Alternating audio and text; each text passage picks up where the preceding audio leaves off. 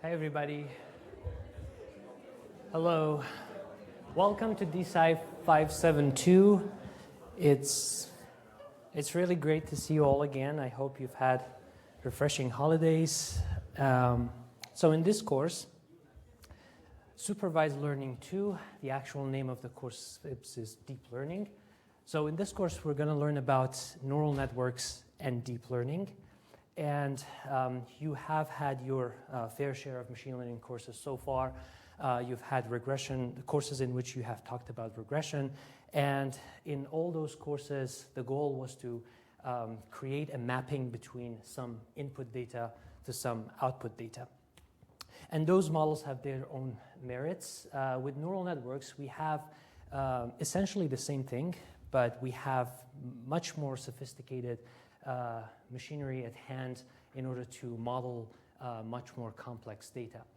We're not limited to only just tabular data. We can model images, videos, graph data, you name it. So it's probably, I guess, the most exciting topic in data science, in my opinion. And there's extensive, huge research on neural networks these days.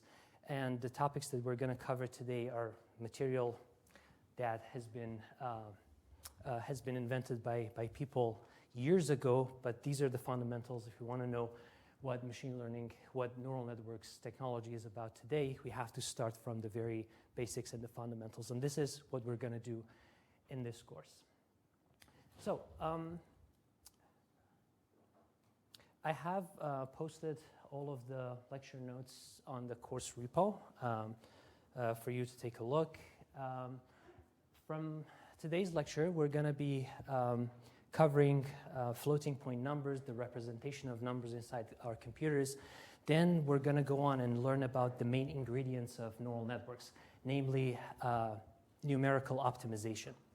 So if you remember, in a linear regression model, for example, what we have is a bunch of parameters, and we want to tune those parameters such that the error between our model and the data that we have becomes a minimum. And neural networks are pretty much the same. I mean, in their philosophy, the idea is that we have not only a few knobs to turn, we have millions or billions of parameters to adjust. And in order to do that, there is no analytical solution to tackle that problem. We have to do it using other techniques. And in the second lecture and the third lecture, we're going to learn about those numerical techniques for optimization, which are essentially going to give us the optimized parameters so that our model best fits the data that we have. And then in lecture 4, I'm going to introduce you to neural networks and the framework with which we will implement neural networks, namely PyTorch. Then we will go on and train some basic neural networks on tabular data. And then in lecture 6 and 7, we are going to discuss a particular type of neural network which is used to model images, basically, to map image data into certain labels or certain other kinds of data. And for that, I introduce you to a new or a different structure of neural networks called convolutional neural networks, or CNNs. We will spend 2 lectures on that topic. And finally, in lecture 8, I will introduce you to a little bit more sophisticated algorithms. We will mainly work on generative neural networks. This is not, I mean, I wish I had 2 courses dedicated to this topic, but who doesn't? So we have to, I mean, this is as much as we can cover. I wish I could cover more advanced techniques, but I think this serves the purpose that we have in this course, which is introducing you to the topic and introducing you to the fundamentals. Okay. All right, so let's get started with the first lecture. So the first lecture is kind of a tangential topic, not directly related to neural networks, but in MDS, we have been talking about floats and integers and different kinds of data types used for storing numbers, but we haven't formally introduced you to how these particular data types are stored in our computers. So we had to do this in one of the courses in MDS, and this is probably the best one. So This is why we are covering this topic here in this course, and this is related to what we learn in this course, because we are going to deal with numerical optimization, and whenever you're going to deal with iterative numerical methods, you're going to want to know a little bit of important stuff about how numbers are represented and what are the implications of the way that numbers, of the particular way that the numbers are stored in our computers. All right, so let's get started by a few motivating examples. Okay.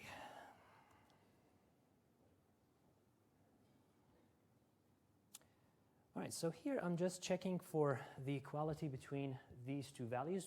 0.1 plus 0.2 equals 0.3. This seems right. 0.3, 0.3, these should be equal, but it says false. Okay, now we have this number over here, 1e16, meaning 1 times 10 to the power of 16 plus 1 equals 1e16. So this should be false, but it's true. Okay, one other example here. 1e16 plus 0.7 plus 0.7, and then 1e16 over here. And then what we have here is true. So these are weird results. I don't know if you have already seen things like this happening in Python or in any other programming language, because this doesn't really depend on the programming language. So the thing is that our computers are not able to represent all numbers exactly. They can represent some of the numbers accurately and exactly, but not all the numbers. This is essentially the same as the problem that we have with decimal numbers, that we have a fraction that basically never ends. You have 1 divided by 3, and you have a lot of 3, 3, 3, 3, 3s going on to the infinity. So in that case, either we have to consume all the pens and papers in the world, and still we cannot get all of the 3s because this goes to infinity, or we have to just look at certain few number of digits and then store our number in there with certain precision. However, that wouldn't be accurate. The same is true about our computers in just a little bit different way. So this is what we're going to be discussing today.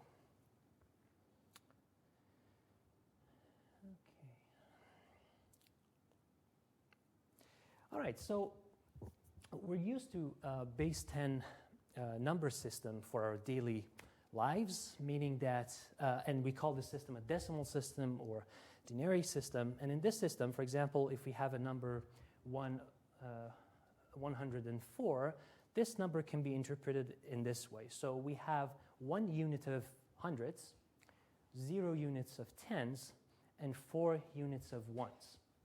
So different powers of 10, and we have a certain number of units for each of the places, and that constitutes our number. Okay, so you can see this here in the form of a table. So here we have the value of that unit, and then the number of new units, 104. Okay, that's the decimal system. However, the problem is that in our computers, in electronic devices, we have on or off switches, basically. So we have 2 states.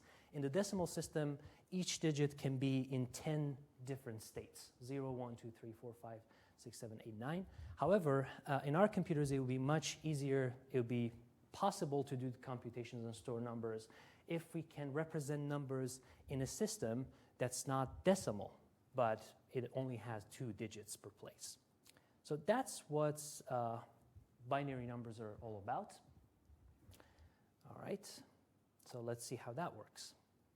So in binary, each number, each digit can only have 2 possible states, either 0 or 1. Okay. Let's see what the number 104 looks like in binary. So this is the representation of this number in binary. You can see that we only have 0s and 1s in here. Okay, now how can we read this number? So before that, let me show you that there is also this built-in Python function, bin, which is short for binary, that will give us essentially the same information, and this 0b at the beginning denotes that we are dealing with a binary number. Okay, now let's interpret this result that we have, see what's going on. So essentially, instead of powers of 10, we have powers of 2. That's the difference, basically. So here, we have these different units, okay, 2 to the power of 0, 1, 2, 3, 4, 5, 6. In the decimal system, we had 10 to the power of 0, 1, 2, 3, 4, 5, 6. Okay, now if you want to read this number, we have this many units, this many numbers of units at each place. For example, 0 here means that we have 0 units of 2 to 0, 0 units of 2 to 1, 0 units of 2 to 2, but 1 unit of 2 to 3, 0 units of 2 to 4, and so on and so forth. So this is essentially the same value. It's still 104. It's just a different way that we use to show that number. It doesn't change anything.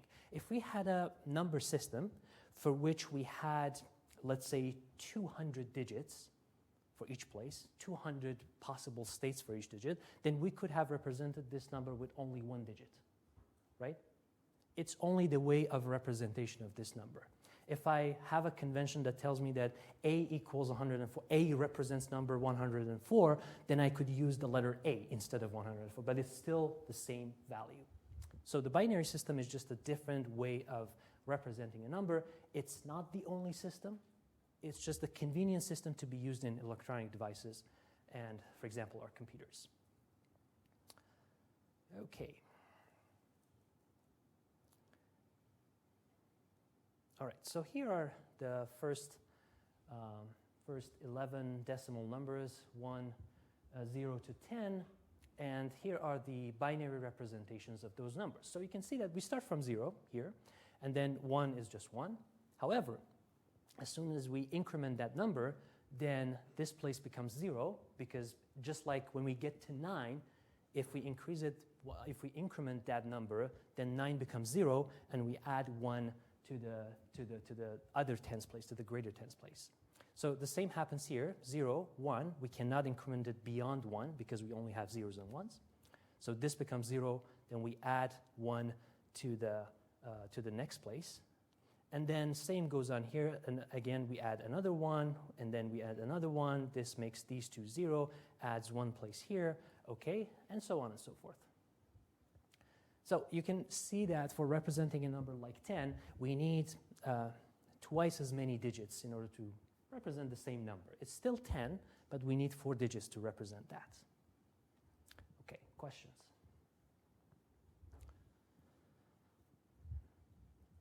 Yes? If you scroll up maybe the previous cell, can you just explain how you get the 0B11 there? How does that correspond to? This one? So the 0B is just the Python's way of telling you that this is a binary number. Yeah. When you use this bin function, it just shows the results like that. Okay. And we also have, like, have the base 2 system. We can have base 3, base 4, base whatever. One of the most other widely used number systems is the base 16. And if you have ever looked at color codes on the internet, you probably have seen like a 6-digit something, 6-digit something that looks like a number but involves letters as well. That's a number in base 16, and that's called a hexadecimal system. So in that case, I don't know if you remember, when we had classes, I think you have seen something like this. So let me just introduce class here, and then do x equals 1, and then x. So if you do something like that, you can see 0x instead of 0b. That means that this number that you can see over here, this is a hexadecimal number. So it's base 16, meaning that the number representation is much more compressed, and this is a memory address. So basically just the index of that location in the memory stated as a hexadecimal number. Basically just a decimal number that have been converted to hexadecimal, to a different base. Okay. All right, so here's an animation of numbers in decimal system at the top and corresponding values in binary at the bottom. Okay, you can see that this number goes up to 63, and you can see that we need 6 digits to represent number 63. Again, in the decimal system, the information is much more compressed. And same goes for the hexadecimal system. Again, more compressed compared to the decimal system. All right. Now, let's talk about the ranges of numbers. Okay. So the range of unsigned integers that we can represent with n bits is 0 to the power of n minus 1. So in any number system, you can, if you have a certain number of bits or certain number of digits, you can go up to, for example, in the decimal system, you can go up to the 10 to the power of n minus 1. For example, if you have 2 digits, then the largest value is 99, right? And 10 to the power of 2, the number of digits, minus 1, that would be 99. So that's the largest number that we can represent using those many digits, those many, I don't want to say bits because I use decimal. Okay, so essentially 0 to the power of n minus 1. All right, and the range of signed integers is minus 2 to the power of n minus 1 to 2 to the power of n minus 1 minus 1. The reason is that, okay, you might think that we have consumed 1 bit for the sign here, and this is true and also not true. So this part is optional. You don't need to, there won't be any questions about this part on the quiz or in the lab, but this is essentially because of the way that signed integers are stored on our computer's memory. So instead of having a bit for the sign and then the rest of the bits for the number itself, a system is used in computers called 2's complement. So basically, the 2's complement is based on a mathematical trick in order to subtract numbers. So for addition, we have no problem. We just add 2 numbers together. There's no problem. For subtraction, suppose that we want to subtract 250 from 700. Okay, the result is 450. The same result can be obtained if we add the complement of 250, meaning that the value that if added to 250 makes it 1,000. If we add 700 to 750, it makes 1,450. And if we drop the 1, we'll get the same result. Okay, so 700 minus 250 equals 450. We can obtain the same result if we add 750, which is the complement of 250, and then drop the most significant bit. This is a trick. So if you have a limited number of digits, instead of doing subtraction, you can do addition. But instead of the number itself, you have to use its complement. So because of this thing, signed integers in computers are represented as complements. So we divide the range into 2 parts. The first part is, for example, if we have 4 bits, we can go up to from 0 up to 7, and then the rest of the range is for negative numbers. So basically, it means that, for example, if you want to compute 7 minus 1, that result can be obtained by adding 15 to 7. And if you do 15, you will do 1 circle and go back to 6, okay? And you can drop the digit that you don't have because you just circle back. And then by using this trick, instead of subtraction, you have done addition. Why is this important?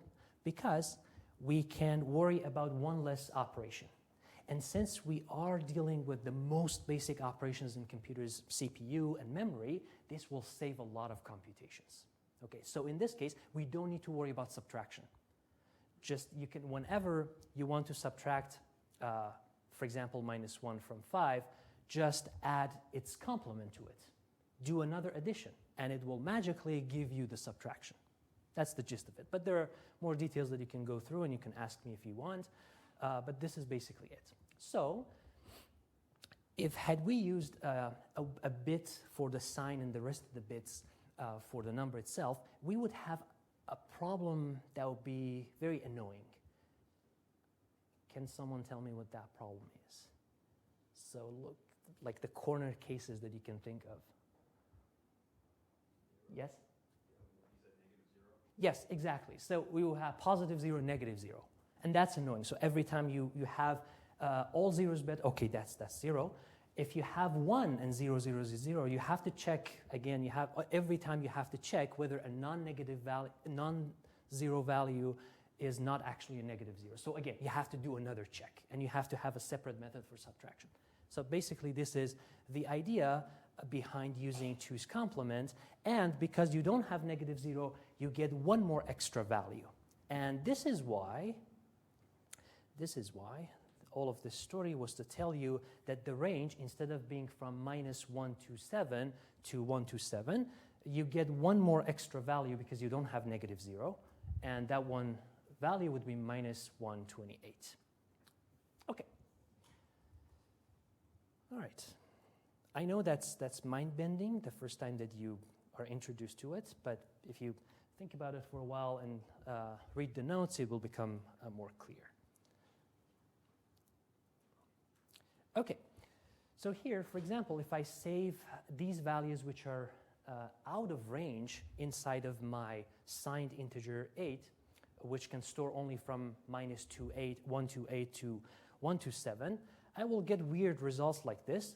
But if you understand the 2's complement in that circle, we know that because the maximum negative number that we can store is -128, then if we subtract one value more, then we will go back to the highest positive value, just as noted here. So here, when we have -8 in this case, if we subtract one more, we will go back to the largest positive value here. That's why in that case you see 126. And here, if I, for example, here I'm at 7, and I add 9 to 7, I will go back to 0 again, because that would make 16, and 16 goes back to 0. This is why you will see results like this. So again, here I have added 256. That cannot be represented, so it goes back to 0. All right, questions?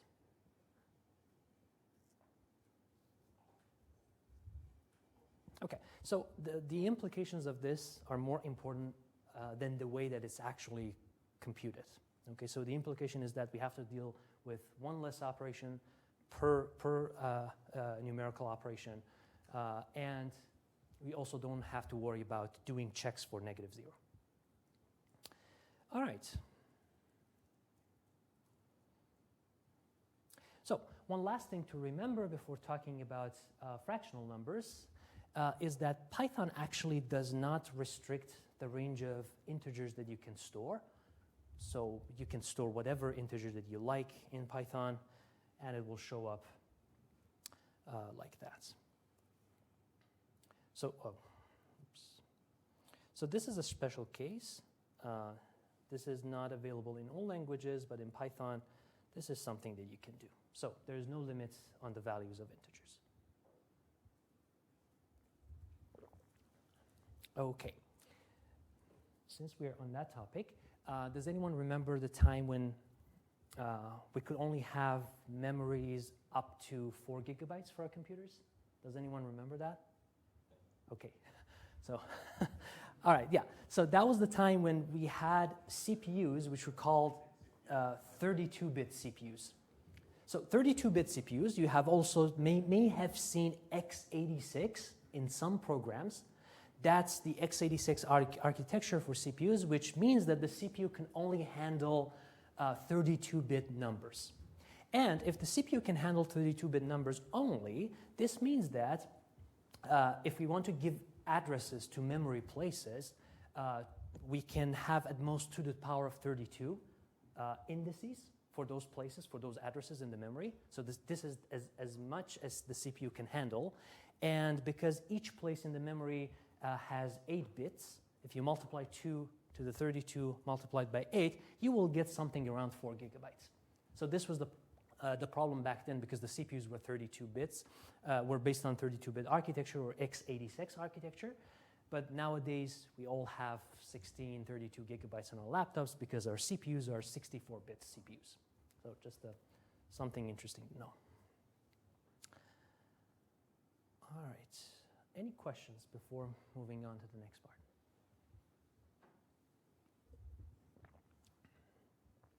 Okay. Okay, now we are done with integers. Relatively straightforward, except for the 2's complement, which we don't need to worry about. So how can we represent fractional numbers in binary? All right. So for example, if we have 14.75 in the decimal system, the way that we can interpret that is just we extend the system that we had before. So for example, we have 1 unit in the tens place and 4 units in the ones place. And then for the fractional bits, we start from the negative powers. We start from the negative power 1, and we go to as many places as we need to. So for example, here we have 7 units of 10 to minus 1 and 5 units of 10 to minus 2. That's basically the meaning of 14.75. And if you sum all of these up, this will be the number that we're looking at. Okay, so in binary, it's pretty much the same thing. We would have a point. We won't call it decimal point because it's no longer decimal. You can call it binary point, or more generally, you can call it the radix point, meaning that the point for the number system that we're in. Okay, so in binary, 14.75 becomes 1110.11. Okay, and the way to interpret that number is that, okay, we have 1 units in the 1 units of 2 to 3, 1 units of 2 to 2, 1 units of 2 to 1, 0 units of 2 to 0. And after the binary point, we have 1 units of 2 to minus 1 and 1 units of 2 to minus 2. Okay. Questions?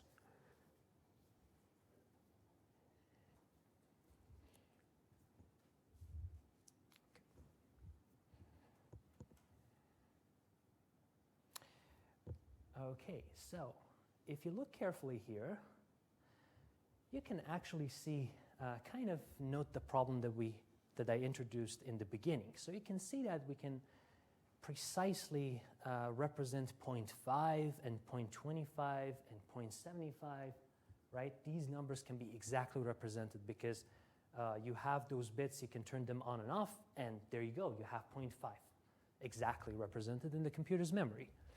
Okay, but if you had other numbers that are not like, cannot be expressed in terms of powers of 2, or powers of, negative powers of 2, then you'll have a problem, like 0.3.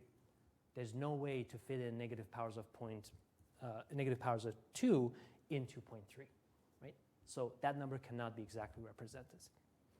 But we'll talk more about this later. Okay. So in the computer's memory or with CPU, the problem is that we have a limited number of digits, basically. We usually have either like 32 bits, 16 bits, or something like that. So each number has to fit in those many places. Okay, now when we're dealing with fractional numbers, then what can we do in order to decide where the binary point goes?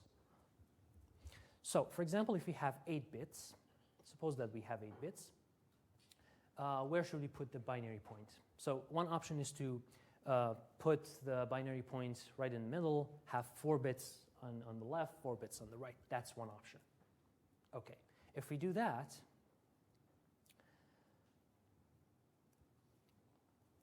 this is the largest number that we can produce using this arrangement of bits.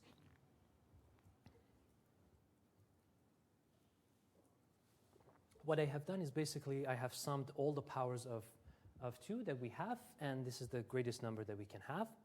And for the smallest number, obviously that's 2 to the power of negative 4, only having this value over here. And so this is the smallest number that I can represent using 8 bits. Okay, something around 16 and something around 0.6. Okay, so what happens if I need numbers greater than, for example, 15.93? So in that case, we could shift the binary point to the right, okay, so that we have more bits for the integral part.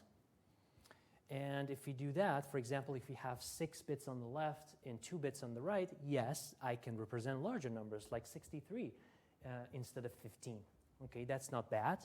However, because I have limited number of bits, now I have given up precision in the fractional parts. Now the smallest number I can represent is 0.25 instead of 0.0625.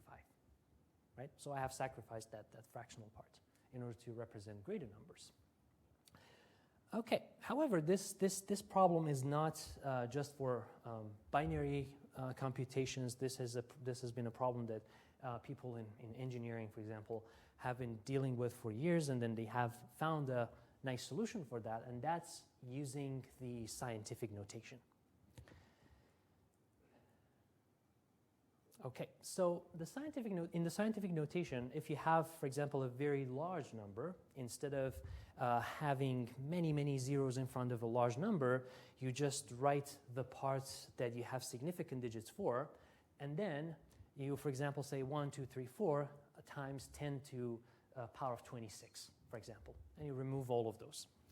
And by playing with the exponent, from negative values all the way to the positive values, you can actually dramatically change the scale of the number that you're representing. So instead of focusing on this bit, on this part here, you focus on the exponent. So you have a limited number of digits, okay, that's fine, but you can play with the scale using the exponent. And this is what the scientific notation does. So if I represent this number, 1,234, using scientific notation, that would be 1.234 times 10 to the power of 3. So in this case, the exponent controls the location of the radix point. Okay, so by having different values for the exponent, we can control this radix point, this decimal point. It can appear between 1 and 2, between 2 and 3, between 3 and 4, or all the way at the right. Okay. So this is why we call these numbers floating point numbers. So this is why we have this float data type, because then the radix point can float, basically, depending on what exponent we use. That's the whole idea behind naming these numbers. All right, so with binary numbers, it's essentially the same. So instead of having the scientific notation using decimal digits, we can do the same thing using binary digits. So in the scientific notation, what we do is that we normalize this number so that it's a number between 1 and 10, because if it's greater than 10, then we just add 1 to the exponent, or if it's smaller than 10, then we decrement the exponent by 1. So that number should be conventionally between 1 and 10. And in the binary system, that number should be between 1 and 2. That's the difference. Okay.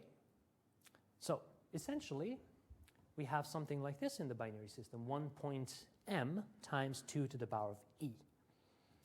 Okay, so this m is called the mantissa, or significand, and this e is called the exponent. So why have we fixed 1 in this case? Exactly. If it's not 1, then it should be 2, and if it's 2, we just add 1 to the exponent. So this one is always fixed at 1, and what changes is this value of m. Okay, so we can represent any binary number using this system. It's just basically expressing the same number using powers of 2. Okay, so consider the number 10 here. All right, so number 10 can be expressed in this way, 1.25 times 2 to the power of 3. Okay, so in this case, the mantissa is 0.25 and the exponent is 3. This is still decimal, so how can we convert to binary? We just convert the mantissa here to binary and the exponent to binary. So 0.25 would be 0.1 in binary, because that's 2 to the power of minus 2. And the exponent 3 can be represented by 1, 1 in binary. So 10 in floating point binary is 1.01 times 2 to the power of 1, 1. Okay. So that's basically it, scientific notation for binary values. All right. Is there a convention to note that is binary? Yes. You see that and you're like, Right. that's a really big, Right. you typically think decimal until you flip the switch. That's right. That's right. I mean, I should have used.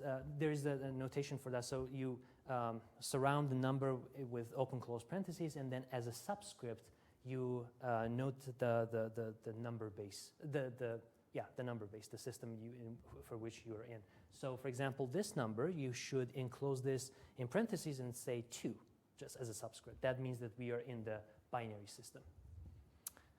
Okay. All right, so now that we have converted our number 10 to binary, this was the number that we have gotten to, and if we turn it back into the decimal system, we get 10, which is what we expected. All right, so I have a function for you that I have imported at the top of the notebook. This is called binary, and if you call that on any decimal number, it gives you that number represented using this scientific notation using powers of 2, both in decimal and in binary. So in this case, the decimal format is this, and the binary format is this. And it also shows you the sign, the mantissa, and exponents. For example, for the speed of light, if you run this, we'll get the decimal value as something like that. And then for binary, we get this. You can see that there is no digits except for zeros and ones in that case. Okay, and here, yes? Why is it that when we convert to binary, we leave it as 2 to the power of something instead of writing the 2 in binary as 1, 0? Sorry, which part? Like when you write in binary, say it's the thing times 2 to the power of an exponent. Right. Why is the 2 not written in binary? Oh, yeah. This is just to show you that this is actually 2. You're right. It probably would have been better if I wrote it as just a binary 2. That's right. Oh, yeah. This is just a small little nitpick question, but in the notes it says the mantissa is always between 1 and 2, but the way that it seems to be defined here, the mantissa is only after the decimal.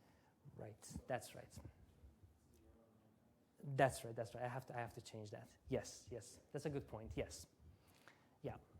So then between 0 and 1. So yeah. We could okay. If you want to stick to the fact that the mantissa should be between 1 and 2, we have to take the whole thing as the mantissa.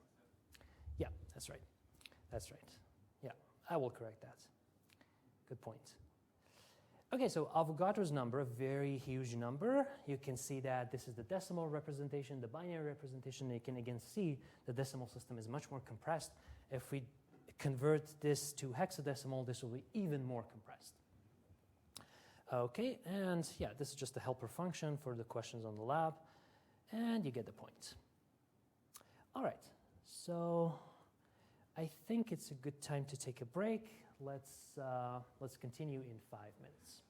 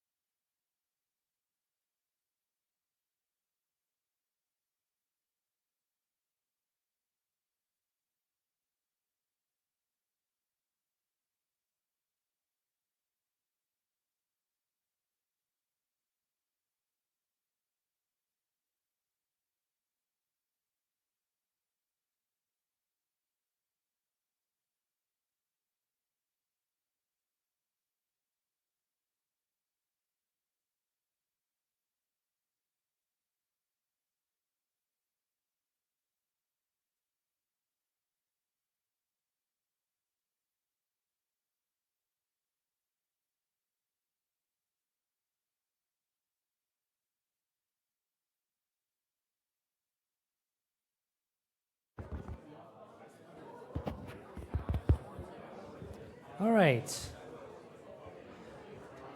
All right, we're back. We are back.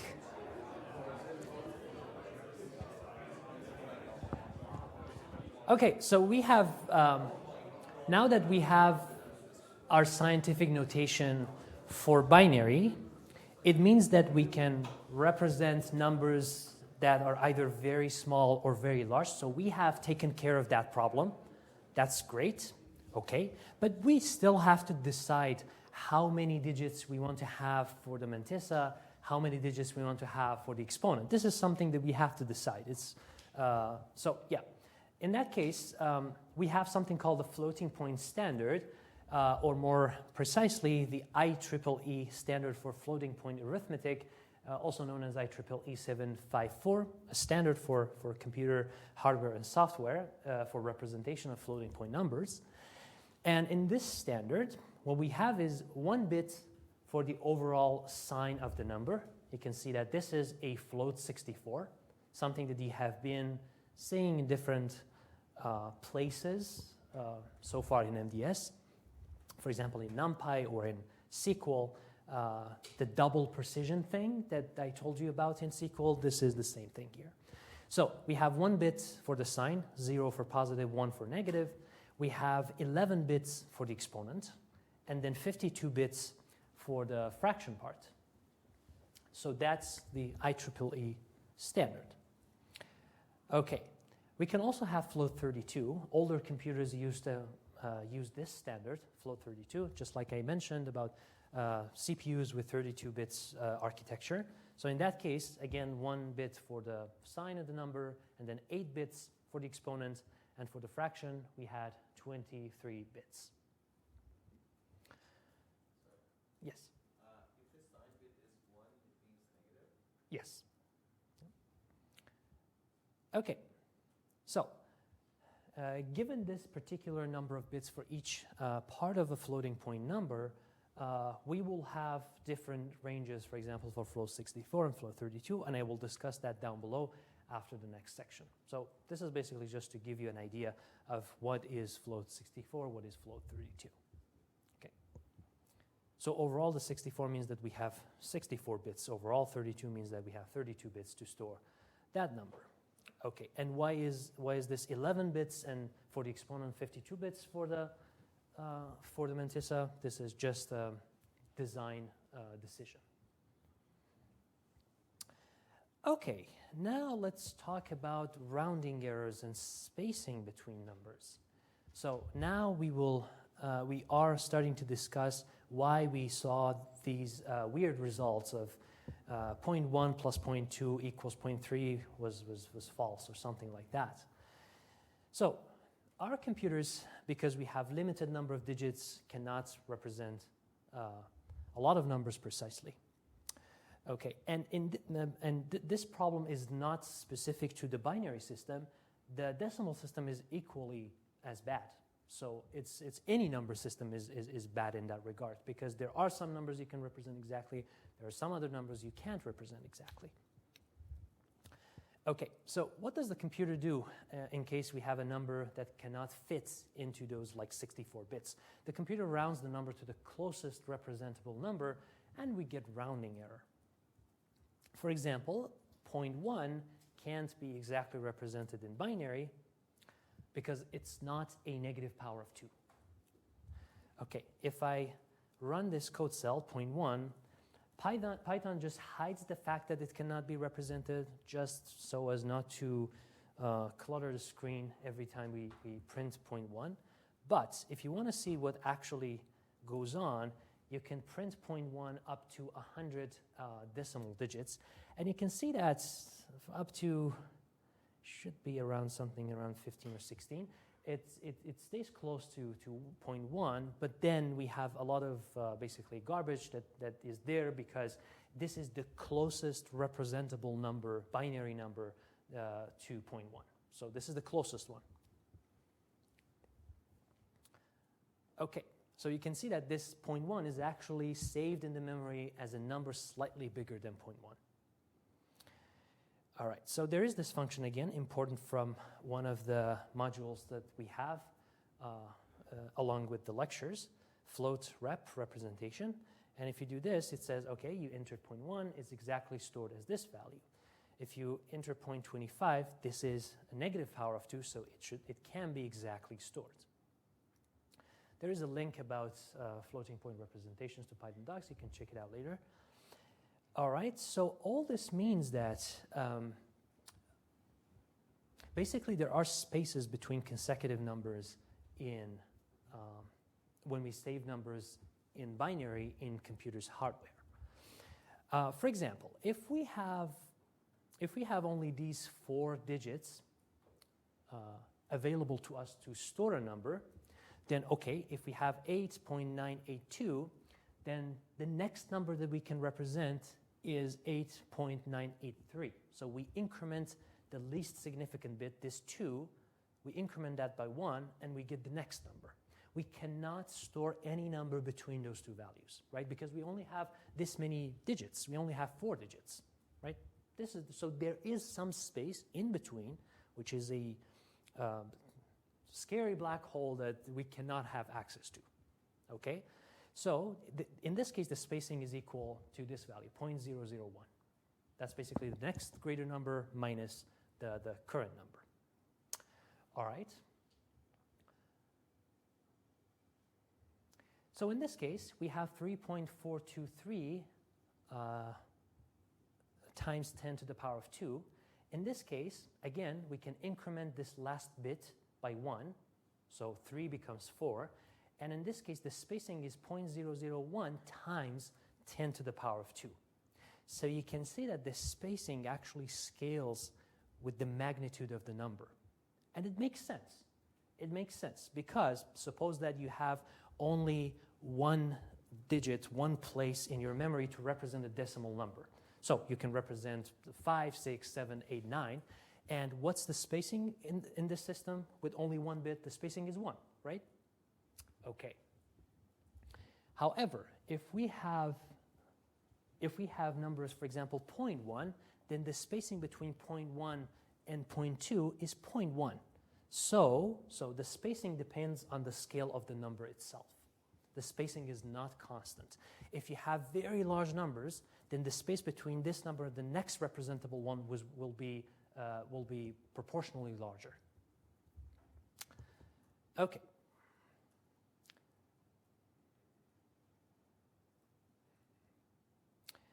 All right, so this is a graph of the gap between the numbers as a function of the number itself. So just like the spacing between decimal numbers from 0 to 10 is equal to 1, and then if we have only 1 digit, then 10, 20, 30, 40, then the spacing becomes equal to 10. And then if for 100, again, we have only 1 digit and we have an exponent, then it again becomes 100, 200, 300, 400. The spacing becomes 1, 10, 100, 1,000, so on and so forth. Okay, so this is why the gap between the numbers increases. It stays constant for a while for the same powers of 10, for example, the same powers of 2 in this system, but again, it jumps as soon as we increment the power of the exponents, the number in the exponents. Okay. All right, so let's see what happens to the spacing for float 64. So we saw that we have 52 explicit bits for the mantissa, and yeah, I should correct that sentence that said the mantissa should be between 1 and 2. It's not the mantissa, it's the overall thing. 1 point mantissa should be between 1 and 2. Okay, so the smallest bit, if we have only one number, one value there, then the spacing becomes this number times 10 to the power of minus 16. Okay. So that's the spacing when the exponent is equal to 1. So we have just the smallest number that we can work with. And NumPy has a function called next after. And if you give it a number, and then a number towards which you want to compute the spacing, then it just basically computes the spacing for you. So if you have the number 1 and we want to obtain the spacing at 1 towards 2, then this becomes, this computes the next representable number. So it says, okay, we have one. The next one that I can store in the computer's memory is this thing. Okay, and I can compute the spacing by subtracting 1 from this value, and that gives me the spacing. Okay. And this is essentially equal to just what I said. So 2, if the exponent is 0, this is the smallest value that can be stored in the mantissa because we have 52 bits. If we only have 1 in the least significant bits, this is the value, and then the exponent is just 0, so this is the spacing that we get. Okay, so if we do a calculation that puts us somewhere between the space of the two representable numbers, then the computer automatically rounds that number to the nearest integer. Okay. So for example, suppose that if I have 1 and then I add 0.4 of the spacing, this is smaller than half of the spacing, right? It should round me back down to 1, right? And we can see that's true. So because it's less than half the spacing, it's 0.4, it's not 0.5, then it will be rounded back down to 1.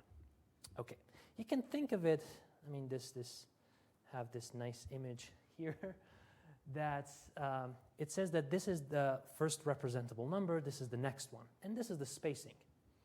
If you're somewhere in between that space, you will be slided back down, you will be slided back towards the number that you're closest to. So if you're on this side of the ridge, then you will slide towards the next representable number, and if you're on the other side of the ridge, you will slide back down to the original number.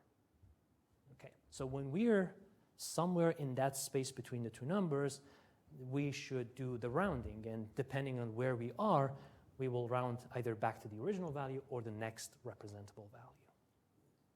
Yes? So how is technically possible? Because like the least amount that we can like consider in memory and calculation is the spacing. And how the computer knows that it's 0.4 of the spacing or 0.6 of the spacing? That's spacing like 1. Yeah. I expected this question to come up. Yeah. There's actually there are extra bits in the arithmetic units in CPU that are called sticky bits and rounding bits. There are 3 bits, as far as I know, that keep track of those additional values just for the computation that is done in order to figure out what is the value that it's closer to. That's the thing. Yeah. Okay.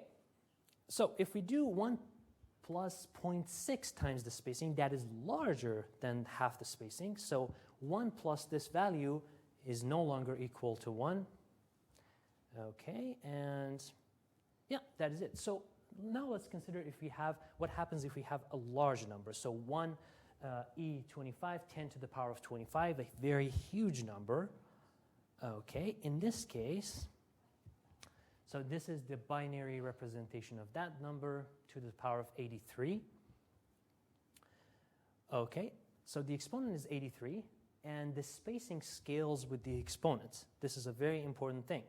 So the spacing in this case was just a very small number because the numbers themselves were very small.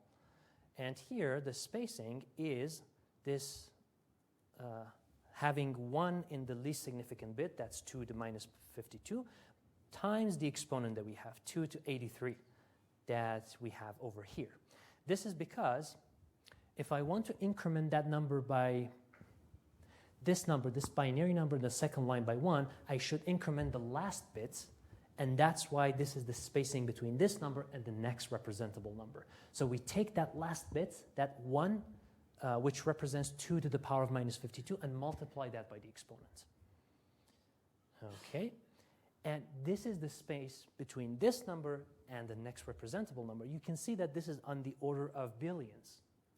That's just the space. It's not always small. So this is one of the most common misconceptions about spacing between floating point numbers. People usually think or assume that the spacing is always small. That's not the case. It depends on the exponents.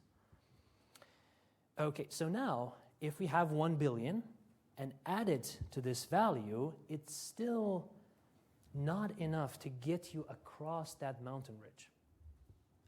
Even though this number is really, really huge, it's 1 billion. but it's not enough to get you across. Okay, now 2 billion is more than half the spacing, so if we do this, this equality will no longer be true. Right? Okay.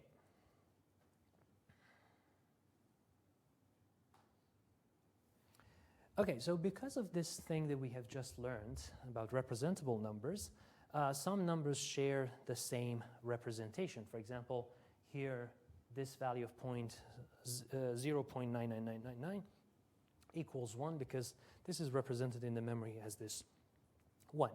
Or, for example, these two values also have the same representation. And these two values also have the same representation. So you can see that the computer has no way to distinguish between these numbers in the computations.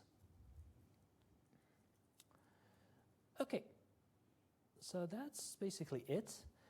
Now, the next part is about computing the ranges of float 64. So before moving on to that part, are there any questions?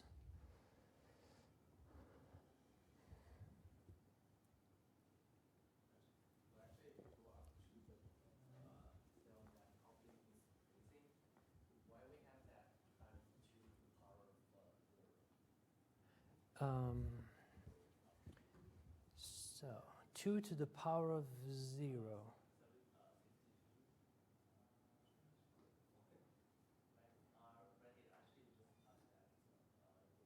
Okay.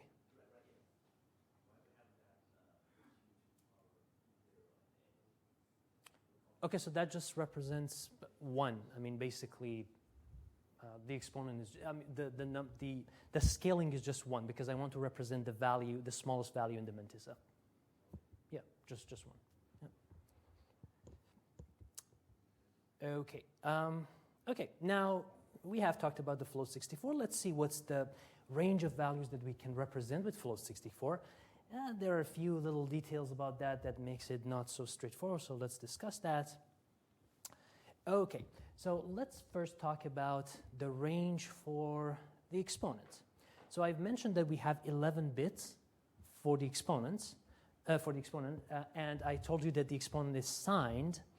So in that case, we expect that range to be this value, minus 2 to the power of 10, because we reserve 1 bit for the sign, so we lose 1, and then to 2 to the power of 10 minus 1.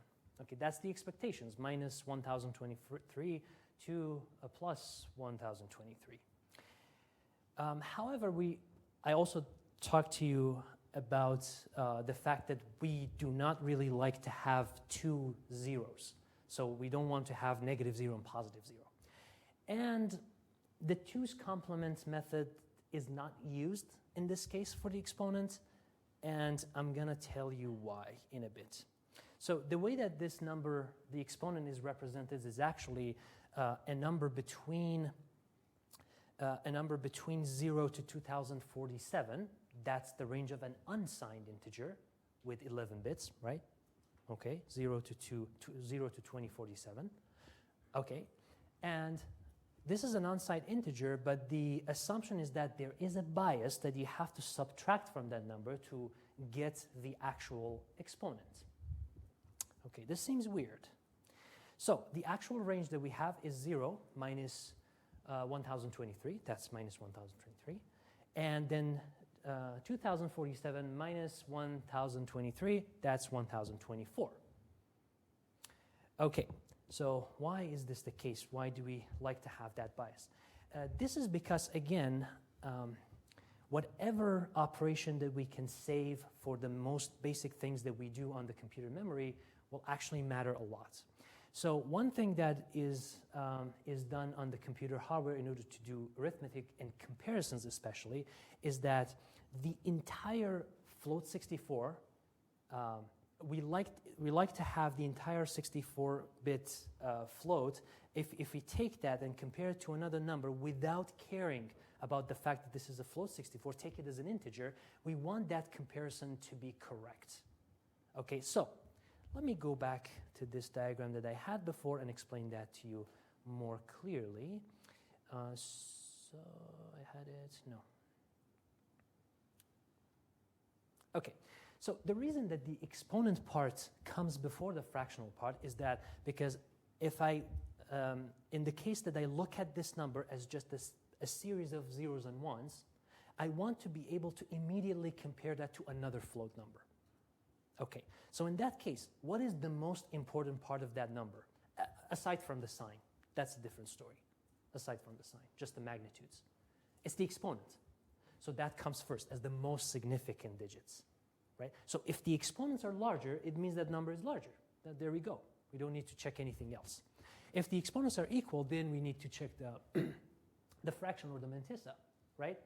So with the biased format, it gives us a way to actually do this comparison just by looking at the bit patterns. So the negative numbers get a smaller exponent value.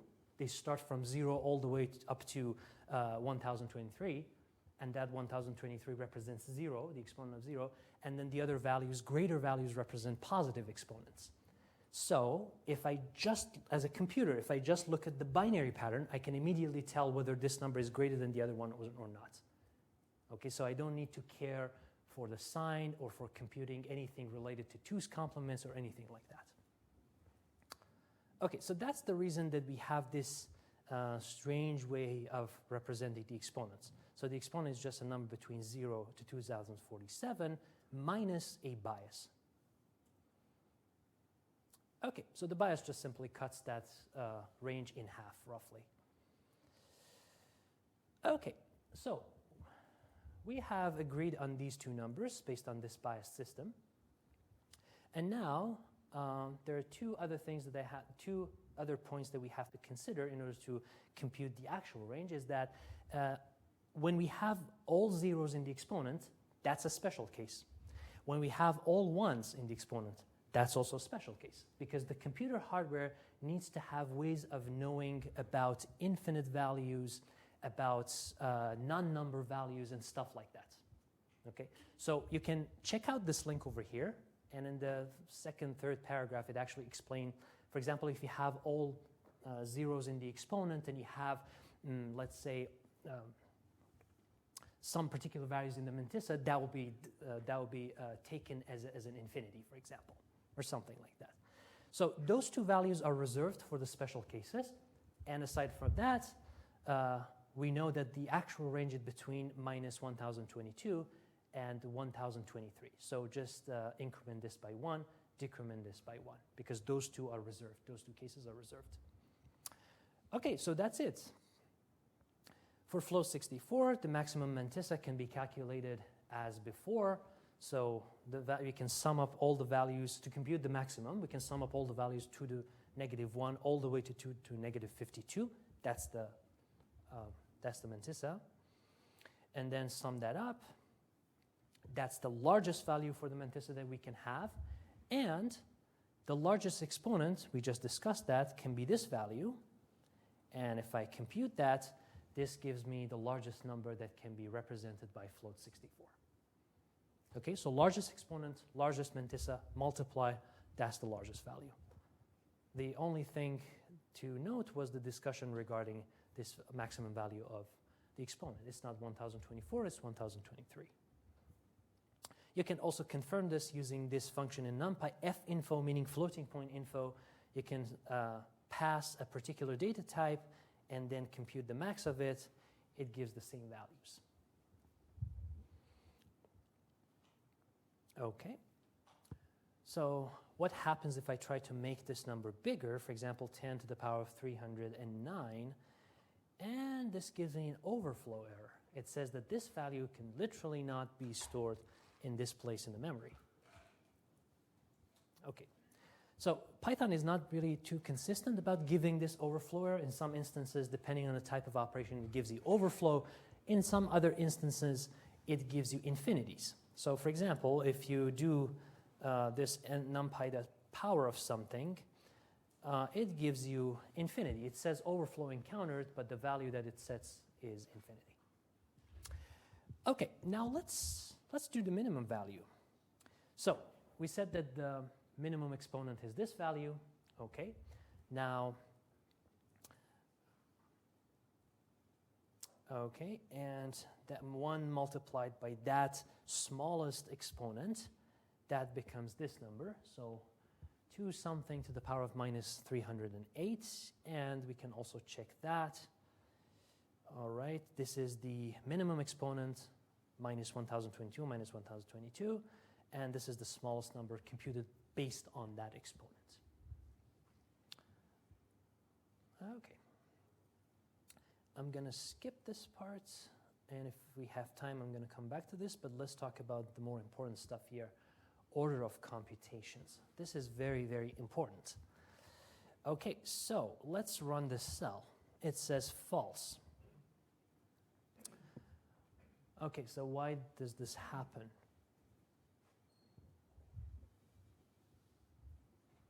Yes? I'm going to make a guess about checking this.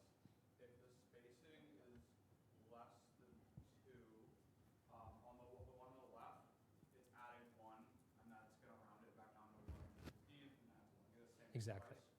Versus it'll go left to right, goes to 2, bigger than the spacing, rounds up. Exactly, exactly. It's all about the order of operations. In this case, because we do these things from left to right, so 1 is added to this value, which is apparently smaller than half the spacing, so it gets rounded back down to 1e16, and then this other 1 is added, and no matter how many 1s you add to that, it will always round back down to 1e16. However, in this case, this value will be evaluated first, that will be 2, and 2 is greater than the spacing, so it will be rounded to the next representable number. That's why this happens. So if I have another function here that calculates the spacing for you, and at this number, if we calculate the spacing is exactly 2. So it means that half the spacing is 1, and if we do this, 1e16 plus 1 rounds back down to 1e16 and becomes equal to 1e16. And however, we can override that order of operations by enclosing things in parentheses. So in this case, this will be done first. 2 is greater than half the spacing, so this becomes false. Sorry if you said this already, but at exact values of the spacing, it always rounds down? No, there is a rule about that. Round to the nearest even number, something that the hardware does. You cannot always tell by just looking at the number. Yeah. No. There's the tie-breaking rule. You can look that up. Okay. All right, so that's basically it. We have to be careful about the order of operations. We have to be careful about the spacing. If that doesn't cross the spacing ridge, we will always be rounded back down to the original value, regardless of how many times we keep adding those values onto the value. However, if we do those smaller, the operations on the smaller numbers first, then that will get rounded to the next representable number. All right. So how can this help us in writing functions? Okay, so in logistic regression, you'll have to calculate something like this thing over here. So log of 1 plus exponential of z. Okay, so if I define this function, and then if I do compute the value of this function for z equals 1,000, okay, we get infinity. And mathematically, the effect of the exponential function should be kind of compensated for by the log function. So it shouldn't overflow, right? We shouldn't have that problem. But the floating point arithmetic is not similar to mathematical arithmetic. For example, in mathematics, if you switch the places while adding two numbers, it doesn't make a difference. In floating point arithmetic, it does, right? So in this case, this is what happens. So when we give 1,000 to exponential to the exponential function, it overflows, and then we'll get this error. It says overflow encountered in exponential. So we have to do something else. We have to do, let's say, approximations that can work for us. We can actually compute the maximum value that we can pass to the exponential, and that's 709. Okay, so beyond that, the exponential function overflows, and the whole computation becomes infinity. Okay, so one thing we can do is that when z is actually very small, we can ignore this 1 in favor of the exponential function. And then this becomes logarithm of exponential, and that just simply becomes z. So we can define a function that instead of doing something like this directly, which works fine up to 700, but beyond 709 it overflows, we can do something like this. When z is greater than 100, then it's a good approximation to say that that expression is actually equal to z. Otherwise, just compute the original value, right?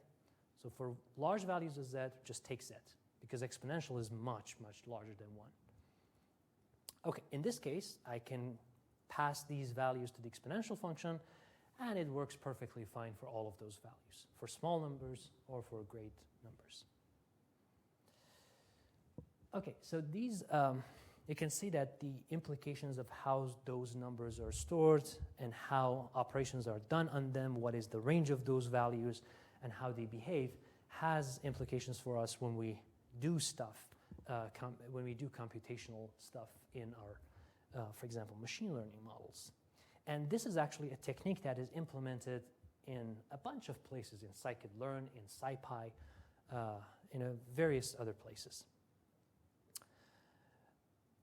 Okay, so you have exercises like this one, I guess 2 like this in the lab. 1 is optional, and again, that's just an extension of the same thing that we have here. Instead of directly computing something, we know that the intermediate calculations either underflow or overflow.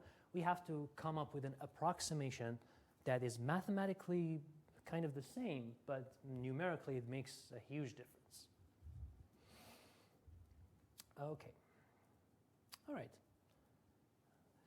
So one other implication of the data type that we use for storing numbers is obviously the precision, the amount of memory that we use, and the speed of computations. So with float64, we have 8 bytes, and we have this many bits, 64 bits. And if we store a matrix of 1,000 by 1,000, 1 million items, we have to dedicate 64 megabytes. Obviously, if we use float32, we use half of that, 32 megabytes. So this might not matter for a simple computation on the laptop here, my laptop here, but actually when we start working with PyTorch as our framework for deep learning, you'll see that PyTorch in some cases by default uses float32. And there is some discussion these days about having special hardware for deep learning models to use even lower precision numbers like 16 bits, because we deal with really huge data sets these days. And it has been shown that in some cases, still it's not proved for all cases, in some cases float16 works as well as float64 without wasting a lot of computational resources. So this is another implication that something like this can have. And about the speed of computations, again, we can see that obviously the float32 is faster because we deal with fewer digits in our computations. Okay, we have 3 more minutes, so I'm going to go back to that optional part, which I think is also interesting. It's going to be very quick. Okay, so I told you that the smallest exponent is minus 1023, but if I run this, it works. Okay, so this is because I told you that the smallest number we can represent is this. Okay, however, that was not entirely true. The smallest number that we can represent with this many bits of precision is this. But if we are willing to sacrifice precision, we can actually disregard the 1 at the beginning that we just implicitly assume that is there. We can sacrifice that 1, and then we can place zeros before the significant digits, and then we can compute smaller and smaller values. And this is called, a number like this is called a subnormal number. Okay, so instead of the mantissa starting with a 1, we can start with 0, and obviously, if we start from 0, then we can have smaller numbers, right? So instead of having 1 and 52 zeros multiplied by the smallest exponent, you can have 0, 0, 0, 0 all the way up to 2 to minus 52 multiplied by the smallest exponent. So that's much smaller. However, you lose a lot of precision. Okay, that's called subnormal numbers, and actually, because you have shifted things 52 bits over, you'll get minus 52, minus 1024, 22, and this is the absolute smallest value that can be represented in the computer's memory. Anything less than that will underflow and round back to 0. Okay, so this case, subnormal numbers have less precision. They no longer have 52 bits of precision. Depending on what value you have, the precision is sacrificed. However, you can have smaller numbers. There's one optional question that I wrote last night that relates to this.